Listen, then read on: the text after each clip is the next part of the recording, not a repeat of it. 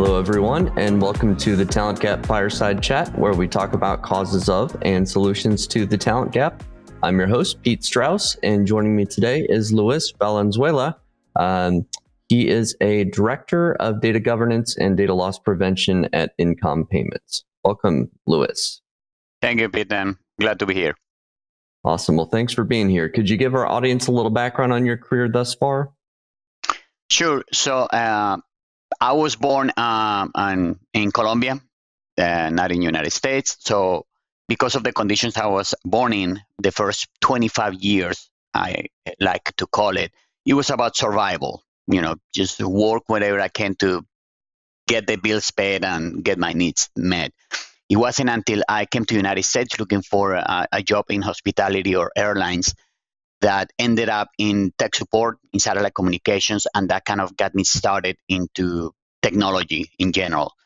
For the next decade, I was working with Unix servers in business development, satellite communications, then satellite communications and program project management. And it was then where I was asked to stand a security program. I didn't have knowledge of the cybersecurity subculture, if you will. I was just told, get it done, and I did.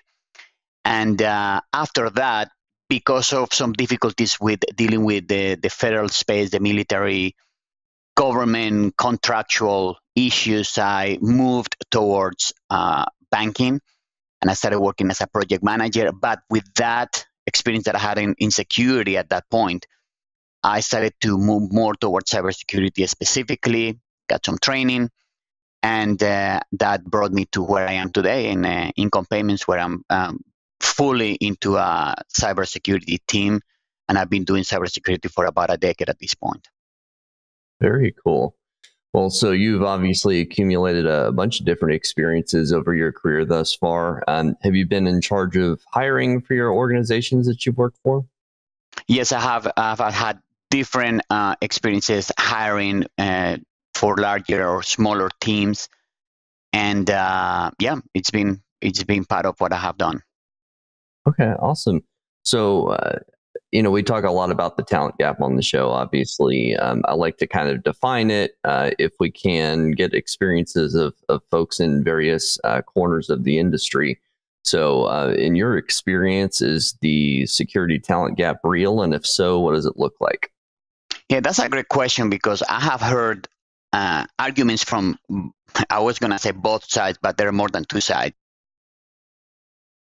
The gap really there, and I think the 3.5 million people phrase comes from most recently from the ISC Square study they did in the latest was in 2022, the cybersecurity workforce gap.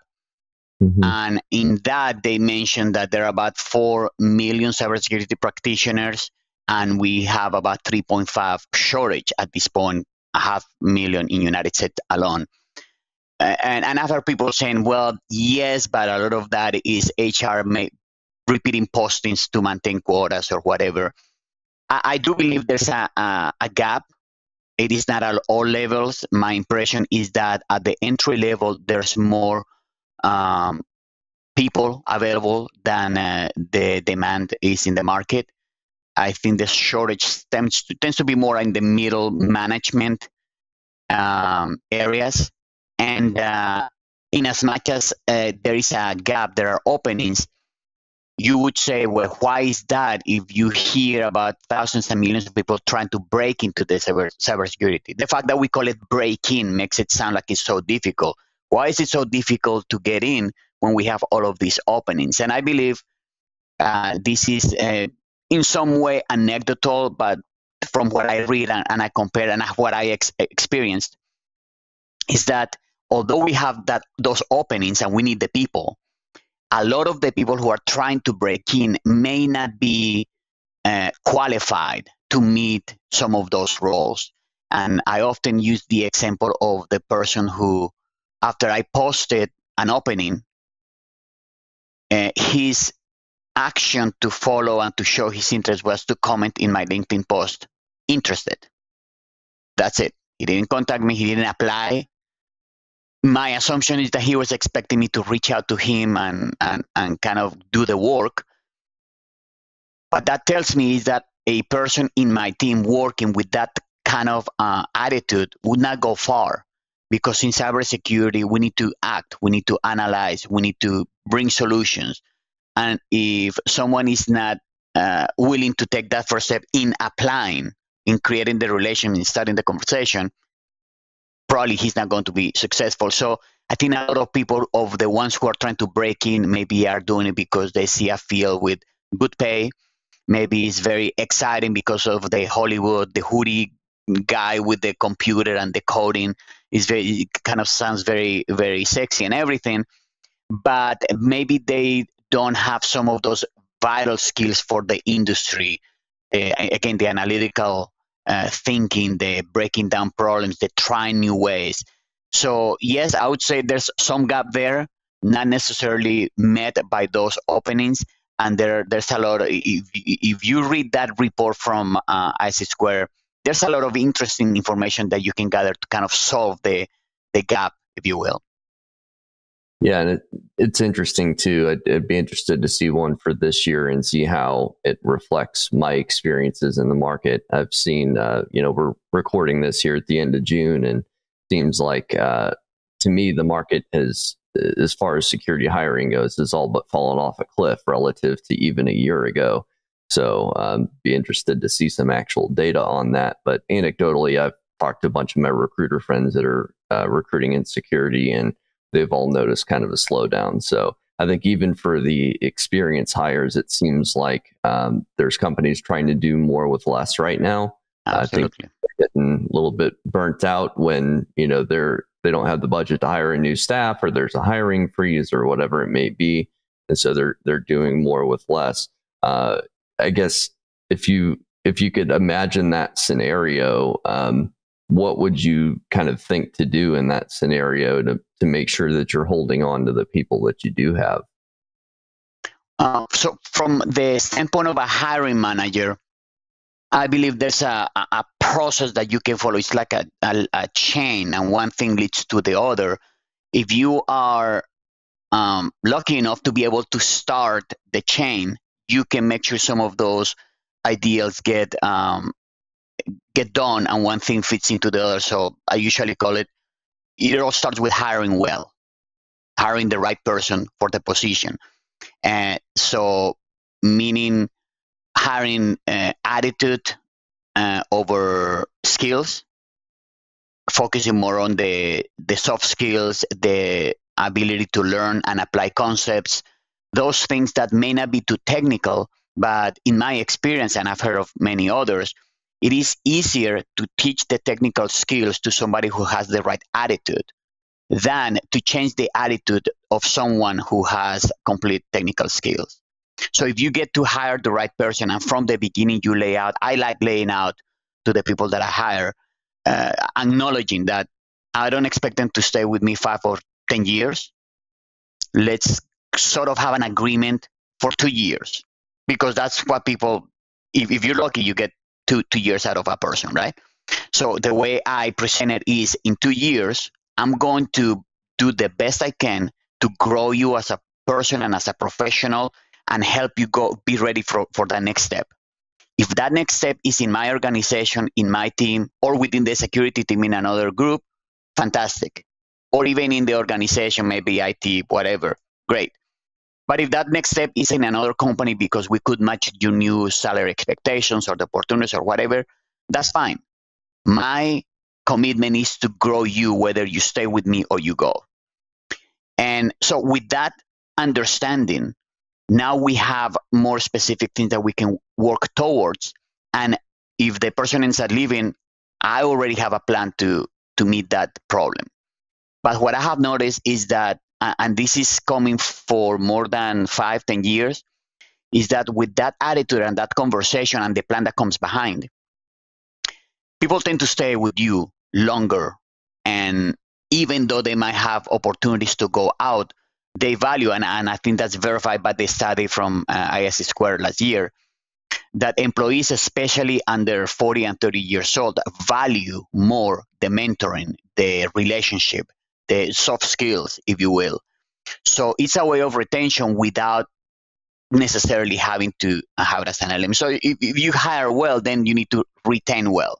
And there's a series of steps, if you will, that you can take all around, and we can go into detail in any of them, but around aligning, having clear goals that are connecting the personal goals. If the person one day wants to own an aquarium or something totally not related to cybersecurity, those goals can be connected with the company goals, with the security goals, and create an alignment of strategies so that for the next year or two that we are working together, they are giving the company what the company needs, and therefore giving me as a manager what I need them out of them. But at the same time, we are giving the person what that person needs for their personal life. So now the job they're doing becomes connected to their whole growth, and that creates a way of retaining people that, in my experience, it has been successful. And some of those things, aside from the goals, is setting up a culture in your team where everybody is learning and teaching somebody. There's an owner of a product or a platform or a task, and there's always somebody who's learning. That person is always learning from somebody, and that's a way of preparing for succession planning. So on the one hand, everybody has a path where they're going based on their goals, based on the role they have. They know what's going to happen in a year, 2 years. If the person leaves, I'm going next, or two people are ready. But also, if somebody leaves, you have a plan, especially if you attach to that documentation and other aspects of operational, the work at an operational level. So you are preparing your team to be resilient when that person leaves. And again, if you use that for the growth of the team, people are growing, people are getting the experience that they didn't have. You don't need to spend as much on training, which was another aspect mentioned in the study, because you already hire somebody who has demonstrated that can learn and apply, right? So that all of those things working together will help you to be prepared for that potential departure of the person, but more important, for growth if that's what happens in your organization. Now, if you're not so lucky that you get to start from the beginning, you're brought into a team that already exists, I think you can still apply a lot of frameworks and concept-based practices from a management perspective, which I believe is one of the big problems. A lot of leaders in cybersecurity were great individual contributors, and then they were brought to a leadership position without any training. And there's a lot that can be learned from whether academia or even books, leadership books, all kinds of resources that will give you the tools to better lead people, not to be just a manager, but be a leader. And I think that's one component that is missing in the industry, that upskilling in leadership and development. Yeah, and some of the most successful organizations I've seen, they'll have parallel tracks because not everybody is necessarily cut out to be a people manager. Correct. So I see this a lot in DFIR, where they'll have, senior consultant, then principal consultant, or you can go from senior consultant to manager, and that's more of a people manager role versus subject matter expert. So I think that's smart to do. Not feeling like not forcing people into going into management just because they want to make more money or feel like they're advancing in their career. There are other ways to do that, like you said, through training, career development, paying attention to folks. It's interesting that in the beginning you say that you kind of set those expectations, which I think is so important. But not just that, you're almost kind of setting the expectation. You give a tangible time horizon with the people that you're interviewing to say, look, I'm going to commit to you for this amount of time. It'd be nice to have some commitment back. So kind of that quid pro quo commitment. And I think that's one thing that's really missing in the business world today, is that commitment from the employer side. I think a lot of people feel kind of jaded these days with all the layoffs happening, and companies don't do pensions anymore. There's just really no commitment, it seems, on a larger scale in society from the corporate side. So if you as an individual manager can show that you care about your employees, that you're committing to them, that you're going to invest in them and their career, that definitely goes a long way. So it's great to hear that sort of success plan, I guess, that you've laid out. Actually, it's interesting. It sounds very similar to Drew Hendrickson, which I had him on here recently as well. He has a similar approach. Really good about goal setting, committing to employees, staying very close to them, merging the professional goals they may have with personal goals and making sure those align. I think in an ideal world, work and personal lives would complement each other. But I think in a lot of situations, there's a tension there because, you might be working a ton of hours and it's hard to, take your kid to the ball game when, you're working 60, 70-hour weeks. So, and that part you just mentioned, the working, although there are roles and there are seasons, I think there's a way of calibrating that. Number one, I think burnout doesn't happen because you have too much work. It's because of the kind of work you have and how you connect to it. I think the ideal spot is when the work that you do, 10 hours, I need to clock out. The time just goes by, you're enjoying it, you're doing it. And some of us, I do a lot in my personal time of studying and reading because I enjoy it, right? But you have to be in that position where you enjoy that kind of work. But going back to the overload of work, if you will, sometimes some of that could be alleviated by better organization from the management level, from the people who lead the teams, in terms of how can that be either remediated with automation or organized or delegate certain simpler tasks to certain roles that are more entry level. There's some planning that can happen there. And as you log that information, then you can go to management. And I have these many hours, I'm using these many resources, and we are accomplishing this. And if you are being effective in managing that team and bringing results, it's going to be easier to make the case that I need more people here, or we need to not do this task. Now, it's not a completely square thing because you might find yourself in these situations where you're told, make it work, right? But even in those situations, at least you are making management aware of the fact that you are doing the best you can with the resources you have, and at some point something will break. So I think there's a lot of planning and reporting that can take place there to help yourself and your team to have a better management of that time. Yeah, and two, if you feel that you and your team are on sort of that overwork binge or whatever it may be, I think, if you really want to hang on to people, it's important to, even if you don't have an end date on the amount of work that you're doing and it's getting to be too much, people are burning out, but at least to sit down with your team and explain the situation, help them understand that I'm here with you. I'm not just, barking orders. I'm also working and showing that you're kind of leading by example, I think goes a long way too.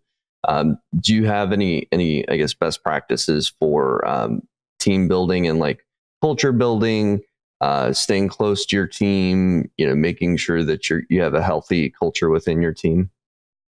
Yeah, I have taken some steps on some particular things that I have put together that I have learned from a lot of the books, podcasts, some more structure from some courses I've taken in different places. But all of those together have taken the shape of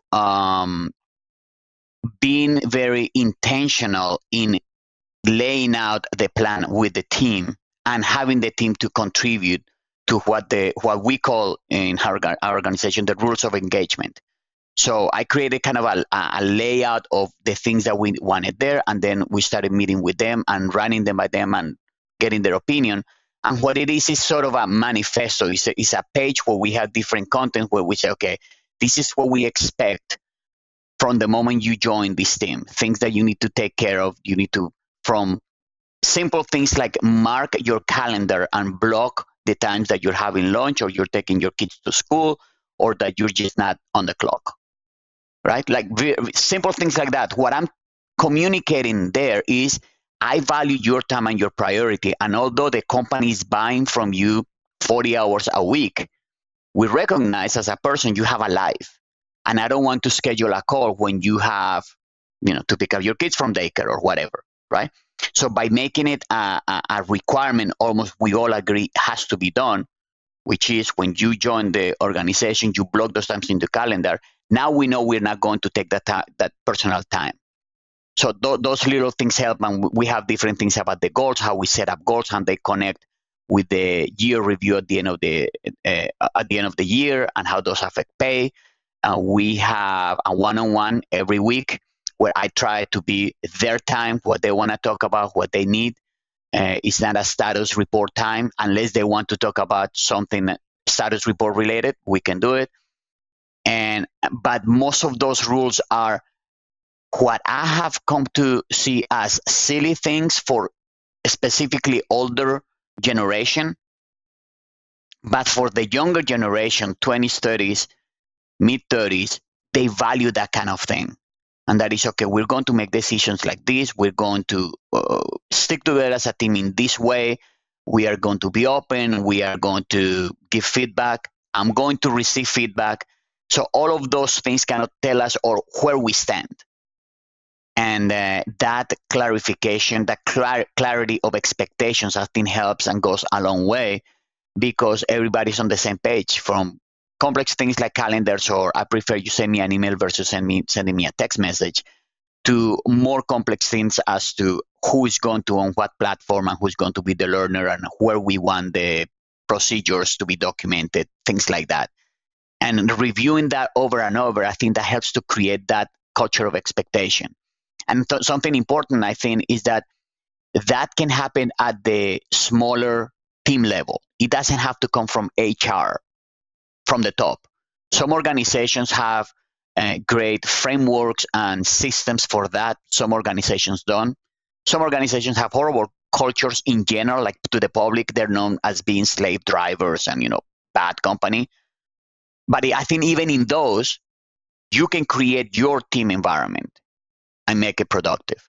I'm fortunate that I have a good culture at the company level and at the team level, but I thought that was important to bring up, that the hiring manager, or now the manager of the team, is not necessarily victim or subject to everything that comes from the top.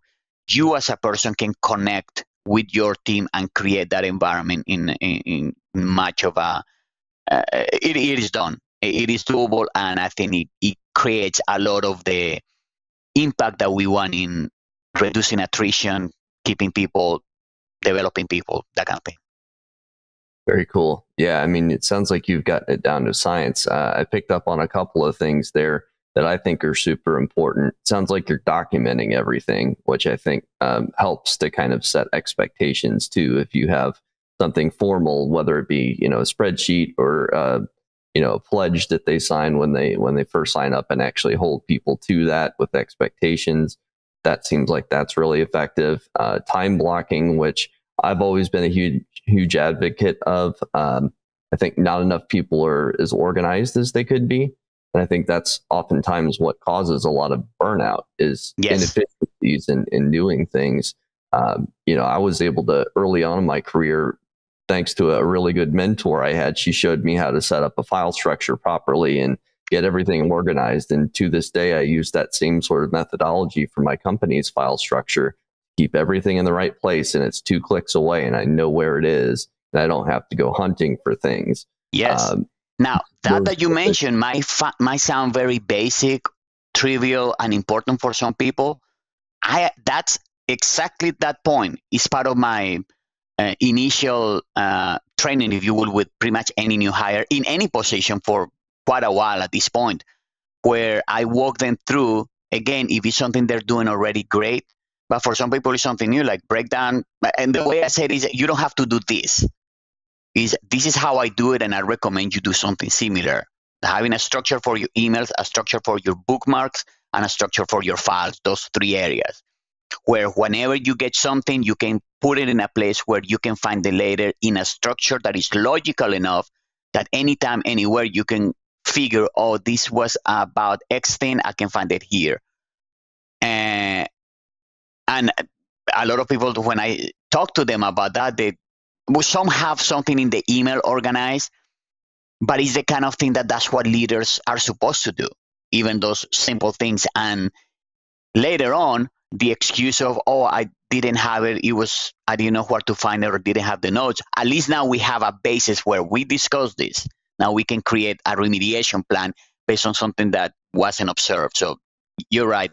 And it's not rocket science. It's just simple things, I think. Yeah, and a lot of times people just don't know how to organize things because they haven't been shown by somebody. Yes. In my case, I had no idea. I thought I was doing it well with a planner in college and writing things down. But once I started working with Outlook and file structures and somebody showed me, here's how you do it, as soon as I saw it in person, it just clicked and made sense to me. So yeah, just having somebody to do that. I mean, there's so many free tools out there nowadays to become more efficient as a professional, plugins and like you said, bookmarks and all sorts of things that, if you just encourage people to maybe spend an hour a week looking for ways to make their job more efficient and actually give them that time, they can kind of go out there and find these things on their own.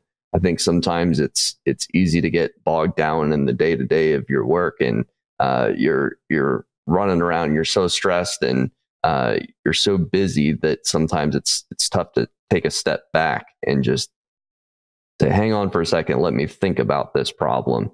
I have the best and most creative thoughts in the shower. That's my place to come up with good ideas.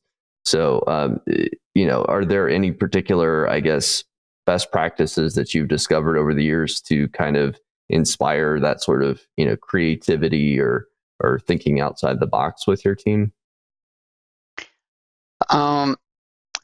Well, sometimes I believe some people are more wired to think in different ways than others, but everybody can get benefited. One example is at some point, I don't remember how long, probably 10 years ago, I started using a spreadsheet where I put everything I do, every task as a line. With kind of my main project, the tag for, or let's call it the tagline or the name of that task that I use them for the emails, and description of activities, when I started, and when is the next action needed. Today I have, 50 different lines, but I have it more organized by project, programs, or etc. activities, groupings. So what I do is, the next day that I put, okay, next action is July 5th. When I come to July 5th, I take all of those and I just use the sorting mechanism of Excel. And I pull up all of those for those days, and I organize them with numbers and letters in order of priority and how long it will take me to get them done.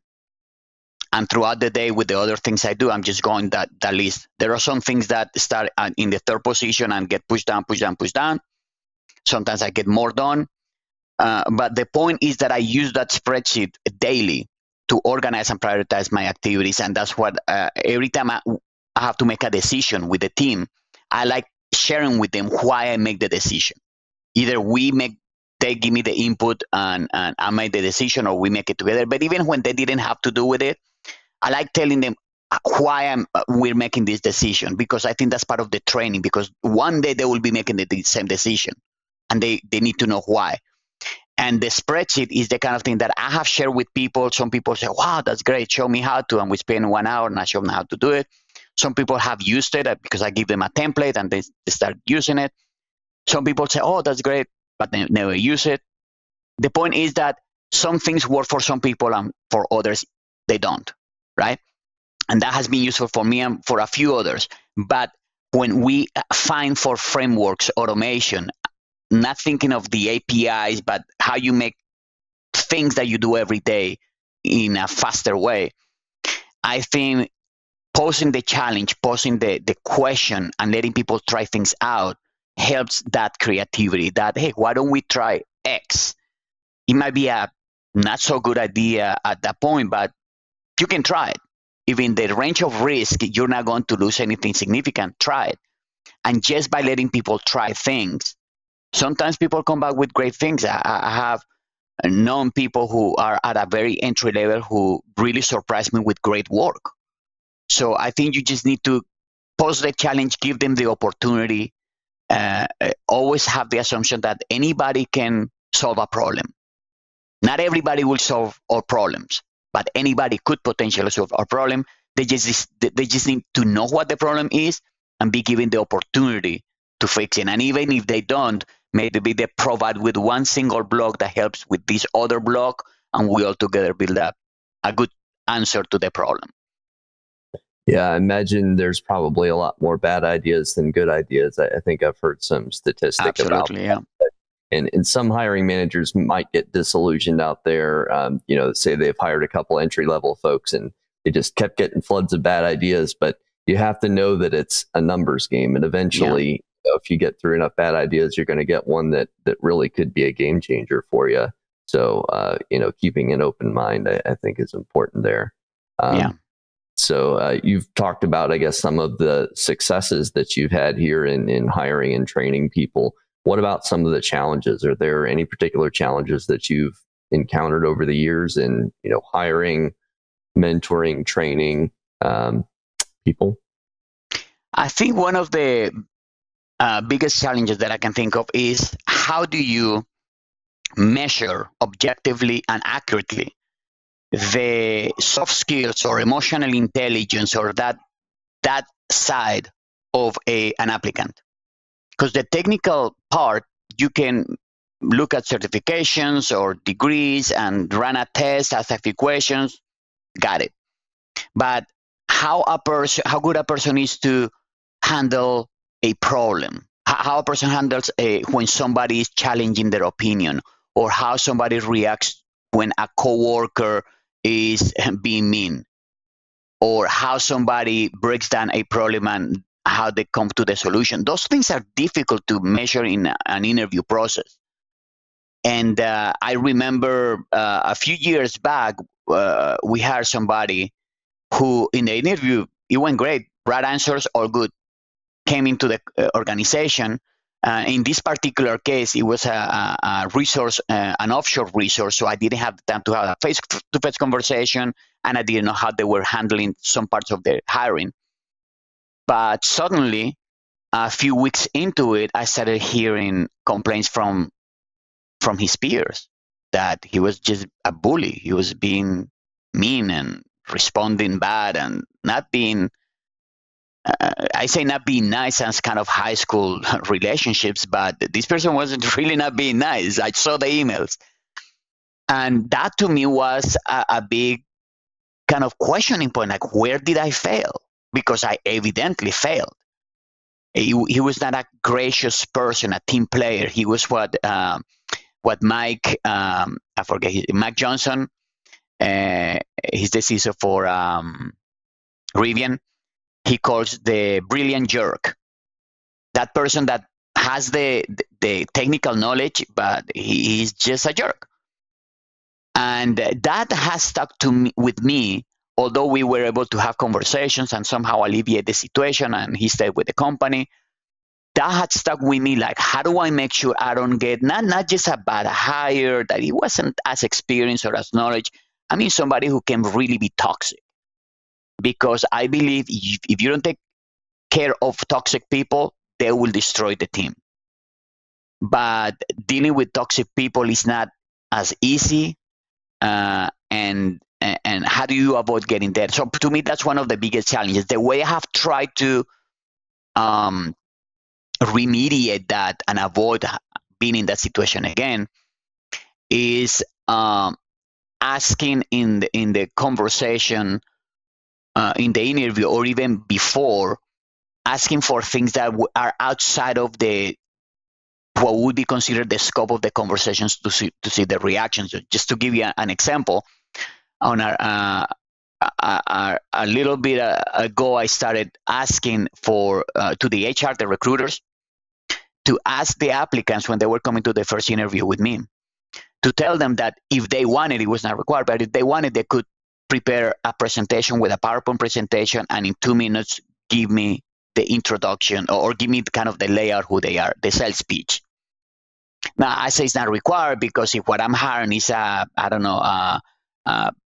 DLP analyst or somebody who's going to be technical, technically you could say they don't even need to no presentation or PowerPoint for that matter. But I wanted to know the reaction. And one of the candidates, he actually said he had never done a PowerPoint presentation, but he learned how to do it. He presented a PowerPoint presentation with the movements, and it was not too overloaded. It was very clean, very well done. He presented his life, why he thought he was good for the job. So it gave me the opportunity to see him, how he would react to an ask that was outside of the normal, what he would do if he had to learn something, and he proved that he did, what his communication skills were beyond the classical interview questions and the classical answers. Tell me a time when you that. Oh, I did it, that. Okay. In some ways, you can kind of automate and prepare for that. I asked him something outside of that, and he responded well. So I'm trying to use things like that, questions that are outside of the domain that we are discussing, surprising questions maybe, to see the reaction. I love, although it's not always doable, but it would be great if I could go and have dinner with every one of my candidates and sit down at a restaurant and beforehand pass a $20 bill to the waitress and ask her, please mess up his order or pour out the soup on him. So mess it up to see what his reaction or her reaction would be when somebody on a service position under them messes up. Think about how most people will react to that. And if somebody that I'm considering hiring, in spite of the fact that has all the right to be upset, responds graciously, is kind, kind of give the chance, that tells me that person is going to react like that with their coworkers, peers, bosses, so that kind of test would be fantastic if I could do. Difficult in our practical experience, but that's the kind of experience I want to be able to create to measure their communication skills, interpersonal skills, emotional intelligence, all of that. Yeah, it's interesting talking about how you might measure or figure out toxicity before somebody gets on your team. I had a couple of thoughts. And by the way, I think there was somebody famous that actually did that. He would take people out to, I forget who. I was just trying to remember the name. He wrote a book about getting out of debt. The name is like right here, how to live, basically create a plan, pay your debts with the highest interest rates first, lowest debts, then you pay, and the goal is to be free of debt. Can't remember his name. Anyway. Yeah, if you think of it, let me know. But yeah, I was thinking about maybe some of the traits that toxic folks would tend to have, something that I've seen regularly in the organizations that I've worked for. And I think there's a couple I could kind of pin down. One would be, I think, ego, and that can be kind of prevalent in the security field. So somebody feels that, they're better or smarter than their team or whatever it may be.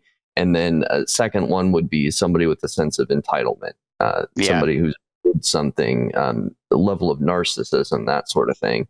And I feel like if you think about those toxic traits, you could probably come up with an interview question or ask somebody to lay out a scenario where those traits might show themselves, and you could do it, pretty subtly, almost like kind of creating a honeypot where you're attracting this person to this idea. If they have, an inflated sense of self or something, you could ask them about, for instance, name a time when a coworker screwed up. And talk about that for a little bit and get a sense for how they felt about that situation. You could ask what they would have done differently, and depending on how gracious they are, you could get a sense for their mindset on that sort of thing. So and that challenge and that situation where you described, by the way, it was Dave Ramsey. Is the person where I heard that first, and he does that especially for his executives. That challenge can be very much alleviated, and many others, with this idea of interns. Now, I understand for some companies it's not effective or doable, but I think you can make a business case for, instead of hiring a senior person, bringing a couple of interns part-time for X amount of time, because not only you build people up, you get to try them out for a number of months, weeks, depending on the situation, and you can see what they are like, how they connect with people. You get to test them without getting into the big full contract all HR burden problem that is what kind of keeps people from, well, I can just fire them, because it's expensive to fire a full-time employee. But having internships helps to spot good people and then bring them in. So I just thought it's one way of getting to know people for a while before you make a big decision. Yeah, no, I totally agree. If we were able to do that as an industry more so at scale, I think we'd have a better way to get people in the industry. Like you mentioned earlier, you basically have tens of thousands of people that are getting caught at the front door and can't get in. But if we were able to create en masse some sort of internship or apprenticeship program, I think the government's working on something like that. But we definitely need more of those initiatives. And like you said, to make the business case for it, I think it's a matter of we're going to offload the responsibilities of our more senior people, take all the grunt work that they would normally be doing, and pawn that off on somebody who's not as expensive if you look at it from an hourly rate. So that's a good way to justify it. And I think in most states, if I'm not wrong, you can still do unpaid internship. So it could, as long as you're, in the system with the university and stuff like that, or, worst case scenario, pay somebody 10, 15 bucks an hour. There's somebody that would jump at that chance, especially with how many people that are looking to break into the industry right now. And they'll be grateful for the opportunity. And if they end up working out long term, they'll be some of your most loyal employees because you invested in them. Yes. So can you think of a situation or two where you've hired somebody at that internship or entry level and how that worked out? Well, I do know in our company, we have an internship program, and I know a lot of the interns have been hired in the IT organization that have been hired. One of the analysts working for me today as a full-time, he started as an intern, and now he's full-time with me.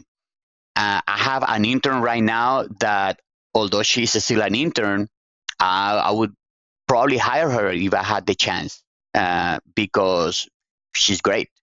She's handling calls with internal customers and helping with the kind of work that, yes, any of us could do, but setting up 10 calls with 10 different teams to talk about a new control we're developing, it's time that would take from my plate. She's doing it. So definitely I would do it. I would say that's a successful story in our organization. I don't know what the exact ratio might be, but I know a lot of the interns that work with us end up full-time employees. Very cool. It's good to hear that actually happening somewhere in the industry. And yes. A lot of the problem too is a lot of these jobs actually get snapped up before they ever actually go on LinkedIn. It's people referred somebody into the organization, so they didn't need to post the job and get 1,000 applicants, and then the recruiters only get back to a small portion of those people. So it's great to hear that you guys are doing that. Last question for you, Luis. As far as the industry and hiring and recruiting, is there anything in the industry that we're not talking about, but you think that we should be? Well, one is that I think a lot of this problem could be solved by training, and I've heard your previous guest, and we all seem to agree on that.